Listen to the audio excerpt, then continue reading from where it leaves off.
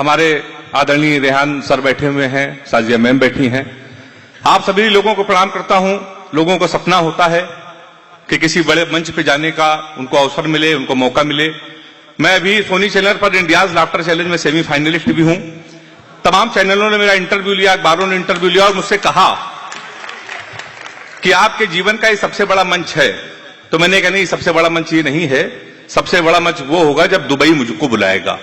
मेरे लिए सबसे बड़ा मंच ये है, क्या कहने, जब इंसान कोई सपने देखता है अगर वो पूरे ना हो तो भगवान अपने दूत भेज देता है।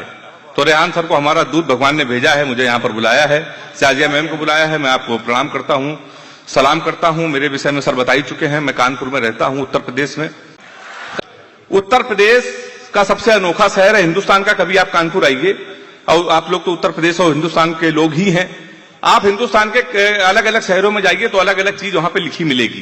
कभी आप आगरा जाइए तो रेलवे स्टेशन पे लिखा होगा आगरा का पेठा आपका स्वागत करता है। कभी आप लखनऊ जाइए तो लिखा होगा राजा ठंडाई आपका स्वागत करता है। कभी आप हमारे कानपुर आइए, वहां पे लिखा रहता है रूपानी चप्पल आपका स्वागत करता है। तो मैं उसी कानपुर से आया हूं साहब। हाँ सर, बिल्कुल सही। आप कभी आइए तो जी आइए, कभी भी आइए, कभी भी आइए, स्वागत है आपका सर। तो सर, अद्भुत शहर है हमारा, इतने अद्भुत लोग आपको मिल जाते हैं। मैंने सर रेहान सर जीवन का सबसे बड़ा पाप यह कर दिया कि कानपुर के एक लड़के से टाइम पूछ लिया। मैं हरियाणा के कवि सम्मेलन से लौटा तो कानपुर हमारी घड़ी खराब। हमने कहा भाई साहब टाइम क्या हो रहा है? तो हमसे कह रहे गुरु ऐसा तुरंत निकल लो, टाइम बहुत खराब है और तुम्हारा टाइम भी खराब हो जाएगा। हमने कहा यार टाइम खराब है, टाइम ना बताओ, ये तो बता दो तुम्हारा मूड क्यों खराब है? तो कहने लगा एक लड़की से हमने कहा बड़ी कमजोर हो गई है, कुछ खाया कर। वो हमारा 50,000 रुपए खा गई और तुम साले हमसे टाइम पूछ रहे हो। क्या कहने, यहां से तुरंत चले जाओ, हमारा मूड बहुत खराब है। तो हमने कहा मूड क्यों खराब है? कहने लगे गुरु हम एक लड़की के चक्कर में 5 साल से लगे थे। हम इसको दुनिया की सबसे संस्कारित और सबसे धार्मिक लड़की समझते थे। हम समझते थे ये हमसे प्यार करती है, हम इससे प्यार करते हैं। तो हमने कहा गुरु हुआ क्या?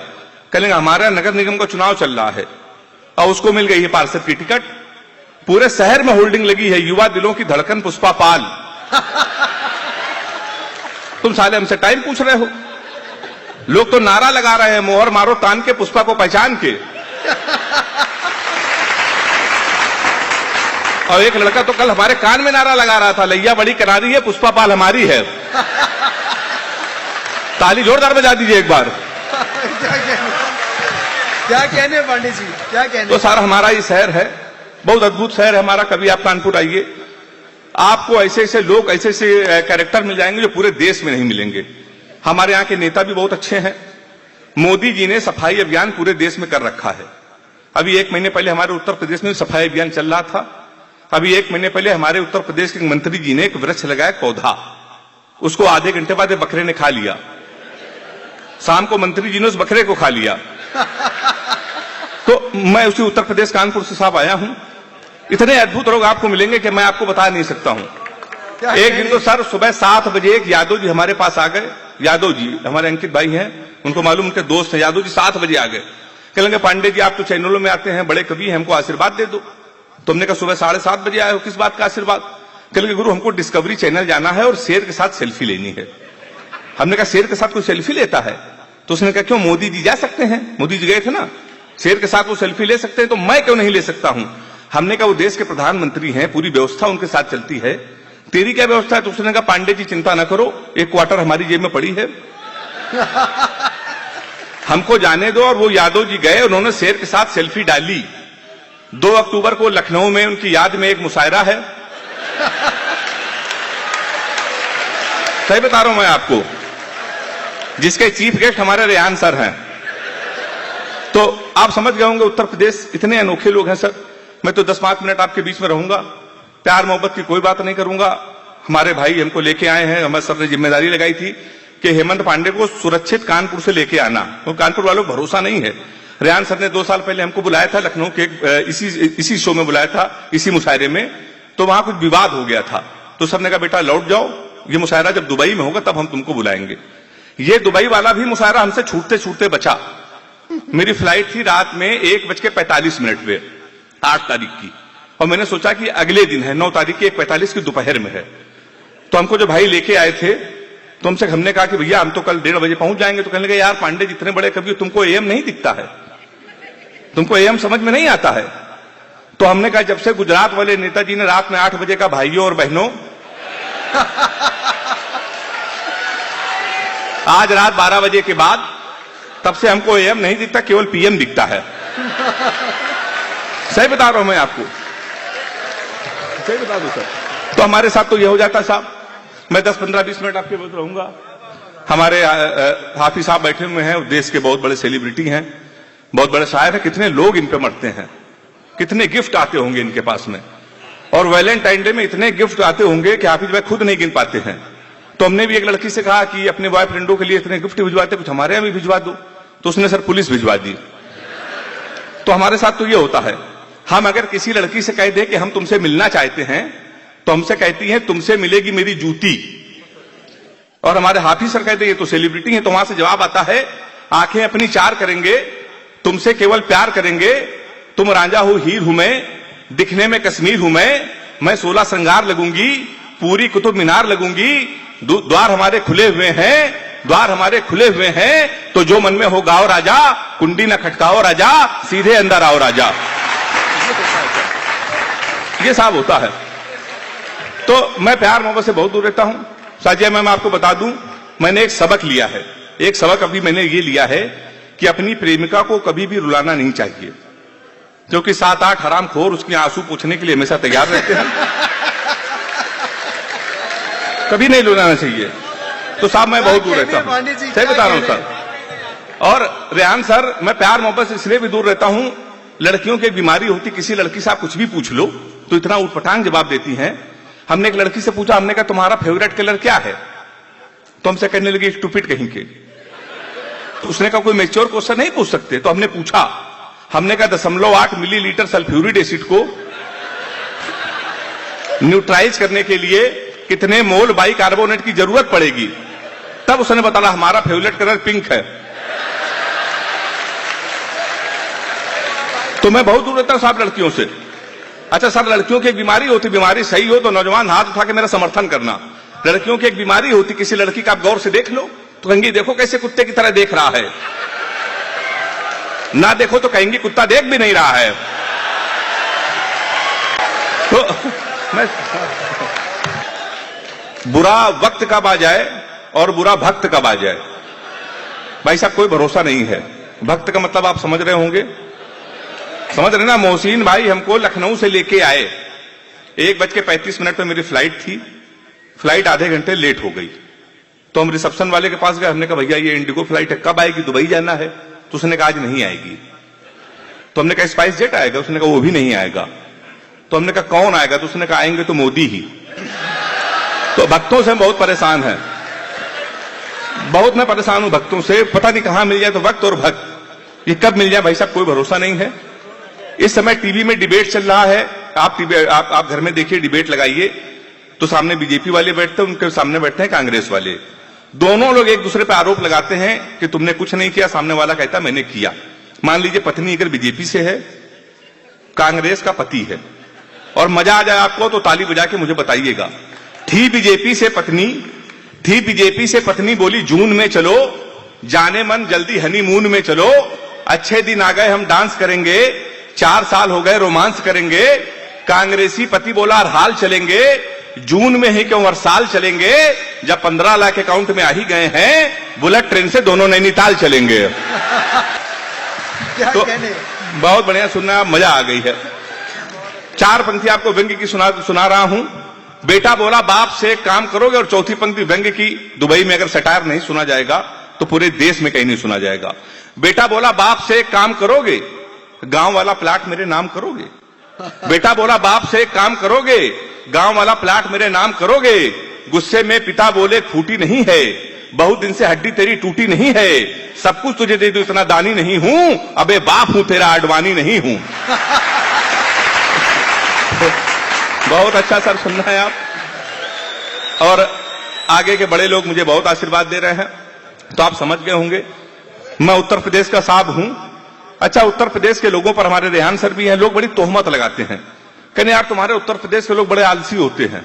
अभी नीरज चोपड़ा ने जब स्वर्ण पदक जीता भाला फेंक के, तो तो लोगों ने कहा कि स्वर्ण पदक पंजाब के लोग जीतेंगे, हरियाणा के लोग जीतेंगे, तुम्हारे उत्तर प्रदेश के लोग कितने नकारा हैं। तो सर मुझे बहुत खराब लगा। मैंने उनको अंतर बताया। हमने कहा असल में ऐसा है, हरियाणा के बच्चों में, पंजाब के बच्चों में और उत्तर प्रदेश के बच्चों में बहुत अंतर होता है। हरियाणा का लड़का सुबह 4 बजे जगता है, सबसे पहले वो जिम जाता है, जिम जाने के बाद आता है, वो मॉर्निंग वॉक करता है, 4-5 किलो फल खाता है, फिर वो सो जाता है। शाम को 6 बजे फिर वो उठता है, फिर जिम जाता है, फिर वॉक करता है, फिर वो सो जाता है। कुल मिला के हरियाणा और पंजाब के लड़के एक दिन में 4-5 घंटे जिम, 4-5 घंटे वॉक करते हैं। हमारे उत्तर प्रदेश के लड़के सुबह 9:30 बजे सो के उठते हैं, वो भी तब जब उनका बाप उनको लतियाता है। और सबसे पहले वो जाता है घर के नजदीक पुलिस चौकी, दरोगा के साथ एक सेल्फी लेता है और फेसबुक में पोस्ट करता है, नए चौकी इंचार्ज रामकिशोर कनौजिया भाई साहब का सानिध्य प्राप्त हुआ। यह हमारे उत्तर प्रदेश में होता है। फिर शाम को आके 7-8 बजे वो सो जाता है। फिर 7-8 लड़कों के साथ जब वो बियर की बोतल खोलता है तो उसी दरोगा को प्रेशर में लेने के लिए स्पीकर खोल के फोन करता है, भाई साहब नमस्कार, पहचाना, सुबह मिले थे। तो दरोगा सोचता गुरु इस समय इसके मुंह न लगो, इस समय तो ये नशे में है। दरोगा फोन ऑफ कर देता है। रात में वही दरोगा मारते मारते उसको चौकी लेके आता है और अब की सेल्फी डालता है वो दरोगा, गुड्डू भैया 100 ग्राम चरस के साथ धरे गए। फिर रात भर गुड्डू भैया की तोड़ाई होती है। 15 दिन बाद लोकल विधायक उसकी पैरवी करता है। फिर वो छूट के आता है। उसके बाद वो लेता है सेकंड हैंड स्कॉर्पियो 1,80,000 की। उसके बाद वो जिला पंचायत का चुनाव लड़ता है। उसके बाद वो शहर का सबसे बड़ा भंडारा करवाता है। भंडारे में अगर गर्म पूरी न मिली तो वो गोली चलवा देता है। अच्छा, गोली चलवा चुका होता है इसलिए विधायक की टिकट तो उसको मिलनी है। फिर उसको विधायक की टिकट मिल जाती है, फिर वो मंत्री बन जाता है। उसके बाद वो फीता काटता है। तो उत्तर प्रदेश के लोग रेहान सर की तरह फीता काटने वाले हैं, ना कि कसरत करने वाले। तो आप ताली बजा सकते हैं एक बार जोरदार। तो मैं बता चुका हूं साहब, मैं उत्तर प्रदेश का हूं, प्यार मोहब्बत से दूर रहता हूं। उत्तर प्रदेश में योगी जी की सरकार है, सबसे ज्यादा मजनुओं पर लठ चले। तो मैंने 4 लाइन लिखी, प्यार मोहब्बत से मैं क्यों दूर रहता हूं, कि एक फूल तुझे देने के लिए सस्ते में ले लिया। चौथी लाइन में अगर मजा आ जाए तो मुझे फिर आशीर्वाद देना आप। एक फूल तुझे देने के लिए सस्ते में ले लिया, देखे ना कोई इसलिए बस्ते में ले लिया। फूल तुझे देने को निकले थे जाने मन, पर यूपी पुलिस ने उसे रास्ते में ले लिया। तो साहब मैं बहुत दूर रहता हूं प्यार मोहब्बत से, आपको सही बता रहा हूं। अच्छा, लड़कियां बहुत ही इमोशनल होती हैं, इतनी इमोशनल होती, कभी कभी लाड़ में आ जाती हैं। तो एक लड़की ने हमको मैसेज किया, सो रहे हो तो सपने भेजो, जाग रहे हो तो यादें भेजो, मुस्कुरा रहे तो हंसी भेजो। हमने कहा हम लोटा लेके खेत में बैठे हैं, बताओ क्या भेज दें। सही बता रहा हूं मैं आपको, ताली जोरदार बजाइए एक बार। हाँ,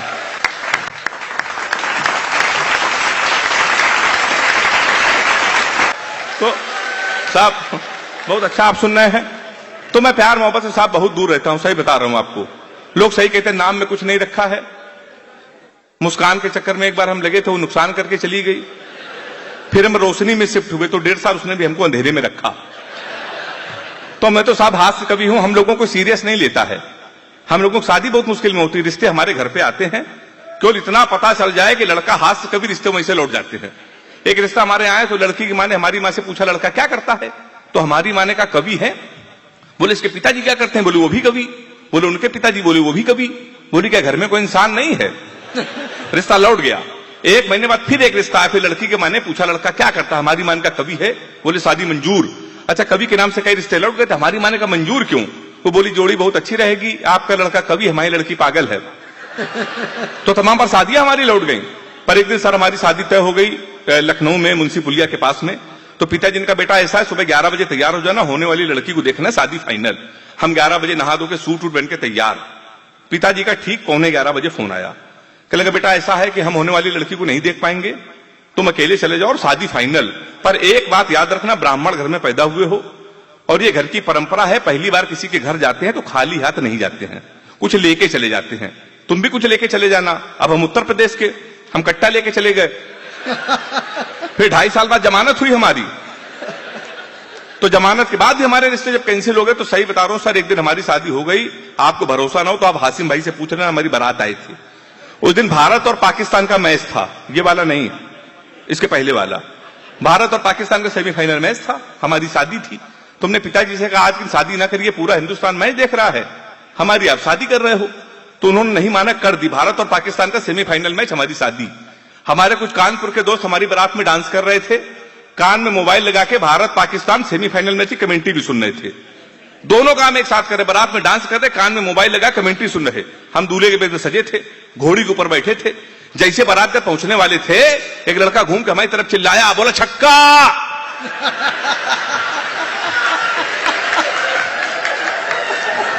हम डर गए साहब। हमने कहा कहां छक्का? तो कहने लगा विराट कोहली ने मारा है। तो हमने कहा कोहली ने मारा तो हमारी तरफ क्यों देख रहे हो? शादी के पहले दिन छक्का कह रहा, और देख के हमको, हमने कहा अब की मारे तो हमारी तरफ ना देखना। पता चला 2 मिनट बाद इंडिया मैच जीत गई। किसी ने खुशी के मारे घोड़ी के नीचे सुतली बम रख दिया। अब वो बम फटा तो घोड़ी भागने लगी, हम भी भागने लगे। हमने चलती घोड़ी से पिताजी को फोन मिलाया। हमसे बोले कहां हो बेटा? हमने कहा पिताजी भाग रहे हैं। बोले किसके साथ?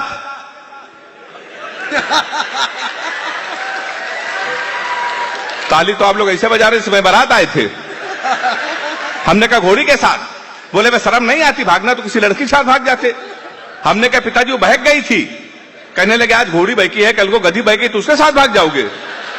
उन्होंने भाई साहब मोबाइल बंद कर लिया। 1 हफ्ते लगातार हम भागते रहे। 1 हफ्ते बाद हमको होश आया तो हमने अपने आप को जंगल में पाया। वहां 4-5 आदमी खड़े थे। हमने कहा कानपुर का पता बता दो, बीबी को विदा कराना है। तो उनका देखो ऐसा है, हमारे यहां रामलीला का पाठ चल रहा है, ये राम है, ये लक्ष्मण है। सूप नखा का रोल जिसे करना था नहीं आया, तुम सूप नखा का रोल कर लो। हमने कहा इसमें क्या करना पड़ेगा? बोला नाक कटवानी पड़ेगी। हमने कहा वो तो कट चुकी है। हमने उनकी बात मान ली, रात भर सूप नखा का रोल किया। सुबह 4 बजे हमारी आंख खुली, हमारे असली कपड़े गायब, वहां के आदमी गायब। सूप नखा की ड्रेस में पैदल पैदल हम अपने घर पे। हमारे पिताजी छज्जे के ऊपर खड़े थे। हमने कहा पिताजी पहचाना? उन्होंने हमारी मां से कहा इसको कटोरा आटा दे दो। तब से साहब हम बीबी नहीं ढूंढ रहे, घोड़ी ढूंढ रहे हैं। ताली आप बजा सकते हैं जोरदार। तो हमारे साथ तो साहब ये होता है। बड़े शायरों तक हम लोगों को पहुंचना है, समय की अपनी सीमा है। एक आधे मिनट का व्यंग आपको सुना रहा हूं। अगर आपको लगे मैंने हंसाते हुए कुछ आपकी बात कर दी है, पूरे देश की बात कर दी है, तो मुझे अपनी तालियां और आशीर्वाद के साथ मुझे दुआ देकर मुझे विदा कीजिएगा। कि एक रात जैसे ही मच्छर ने मुझे काटा, मैंने मच्छर को पकड़ा और उसे कान में डांटा। हमने कहा शर्म नहीं आती जो इंसानों को काटते हो, खामखा उनका खून चाटते हो। जब खून ही नहीं रहेगा तो मेरे साथ क्या जिएगी? सारा खून तुम पी जाओगे तो बीबी क्या खाक पिएगी? फिर देश के नेताओं के बारे में सोचो जो महंगाई बढ़ाने में अड़े हैं, खून पीने में तो मच्छरों से बड़े हैं। जब एक नेता चीनी के भाव को 5 रुपए और बढ़ाता है तो एक आम आदमी का खून 100 ग्राम कम हो जाता है। उस पर भी तुम कितने जुझारू हो, बचा हुआ खून पीने पर उतारू हो। मच्छर बोला शर्म की बात करते हो, शर्म तो तुम्हें आनी चाहिए। और है मेरे जीवन दाता, तुमने कभी सुना है मच्छर ने मच्छर को काटा? है मेरे जीवन दाता, तुमने कभी सुना है मच्छर ने मच्छर को काटा? पर तुम तो आदमी होकर आदमी को काटते हो, देश को टुकड़ों में बांटते हो। तुम तो आदमी होकर आदमी को काटते हो, देश को टुकड़ों में बांटते हो। मैंने मंदिर और मस्जिद को लड़ाया नहीं, किसी छप्पर को मैंने जलाया नहीं, मेरे द्वारा किसी की नारी की चूड़ी नहीं टूटी, किसी अबला की मैंने इज्जत नहीं लूटी, मेरे द्वारा नहीं हुआ किसी धर्म या जाति का अपमान। काटते समय मैंने ये नहीं देखा हिंदू है ये मुसलमान। काटते समय मैंने ये नहीं देखा हिंदू है ये मुसलमान, और ये माना कि दूध का जला हूं। मच्छर हूं भाई साहब, तुम इंसानों से भला हूं, तुम इंसानों से भला हूं।